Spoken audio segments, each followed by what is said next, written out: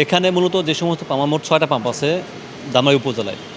যখন যে পাম্পে ফুয়েল আসে সেটা অকটেন, ডিজেল বা পেট্রোল যেটাই আসুক, আমরা মানুষজন এখানে আমাদের প্রত্যেকটা পাম্পে একজন করে ট্যাগ অফিসার দেয়া আছে। সাথে আইনশৃঙ্খলা বাহিনীর একটা টিম আমাদের এখানে থাকে। মানুষ যারা লাইনে থাকে আসলে অনেকেই একটু তাড়াহুড়ো করে বা বেশি নিতে চায় অথবা মনে করে যে শেষ হয়ে যাবে, পাবে না। আমরা তাদেরকে বোঝাই। বুঝিয়ে এটা শৃঙ্খলাবদ্ধ হবে। যার যতটুকু দরকার আমরা চেষ্টা করি সর্বোচ্চ সরবরাহ করতে তাদেরকে। এখন পর্যন্ত ইনশাআল্লাহ ধামরাই ভালো আছে এবং মানুষজনের মধ্যে যে তাড়াহুড়া বা কোনো ঝামেলা করা, গ্যাঞ্জাম করা এই জিনিসগুলো এখন পর্যন্ত ধামরাইতে ঘটে নাই।